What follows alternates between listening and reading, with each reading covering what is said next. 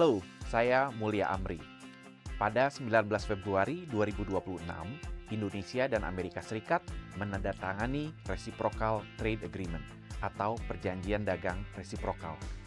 Perjanjian ini diteken langsung oleh Presiden Republik Indonesia Prabowo Subianto dan Presiden Amerika Serikat Donald Trump dengan dukungan dari Menteri Koordinator Perekonomian Erlangga Hartarto serta US Trade Representative Jamieson Greer. Lalu, apa artinya kesepakatan ini bagi Indonesia? Jawaban singkatnya, ini membuka peluang besar, terutama untuk sektor-sektor manufaktur dan industri padat karya kita. Walaupun secara umum publik taunya Indonesia dapat tarif 19%, tapi kenyataannya banyak produk Indonesia yang dapat tarif sampai 0%. Hanya saja memang tidak digembar-gemborkan oleh pemerintah Amerika. Nah, mari kita lihat faktanya. Sebanyak 1.819 pos produk Indonesia kini mendapatkan tarif 0% ke pasar Amerika Serikat. Sebelumnya, banyak dari produk ini dikenakan tarif 8-20%. Jadi ini bukan perubahan kecil, tapi ini peningkatan daya saing yang nyata. Sektor yang paling diuntungkan adalah tekstil dan aparel, alas kaki, serta furniture kayu dan engineered wood. Ini adalah sektor-sektor yang menyerap jutaan tenaga kerja Indonesia. Untuk tekstil dan aparel, memang ada mekanisme kuota, artinya bebas tarif sampai jumlah tertentu. Tapi tetap saja, ini memberi ruang yang jauh lebih baik dibandingkan kondisi sebelumnya.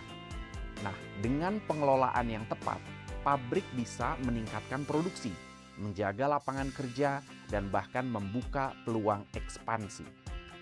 Di sektor alas kaki, Indonesia sudah lama menjadi basis produksi global. Dengan tarif 0%, posisi kita semakin kuat dalam rantai pasok dunia. Dalam situasi global yang mendorong diversifikasi produksi dari satu negara ke negara lainnya, Indonesia punya banyak peluang untuk menarik lebih banyak pesanan dan lebih banyak investasi. Begitu juga dengan furniture kayu. Sentra-sentra seperti Jepara dan Jawa Timur berpotensi menikmati akses yang lebih luas ke pasar Amerika. Ini penting karena sektor ini banyak melibatkan UMKM. Lalu, mari kita lihat lebih dalam lagi.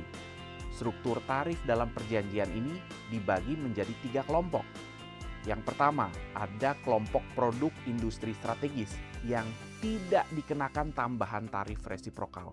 Di dalamnya termasuk komponen pesawat sipil, sistem navigasi, produk digital, farmasi non-paten, dan berbagai produk kimia lainnya.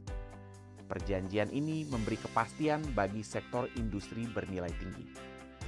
Kedua, ada kelompok produk dengan tarif 0% langsung, termasuk beberapa komoditas pertanian tropis seperti singkong, kelapa, kacang mete, pisang, dan nanas. Dan ketiga, untuk produk lain di luar kedua kategori tadi, ada tambahan tarif dengan batas maksimum 19% di atas tarif normal. Yang penting di sini adalah adanya batas yang jelas. Artinya, dunia usaha bisa merencanakan bisnis dengan lebih pasti.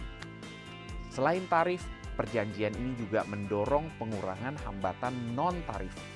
Proses bea cukai didorong agar lebih cepat dan menganut digital.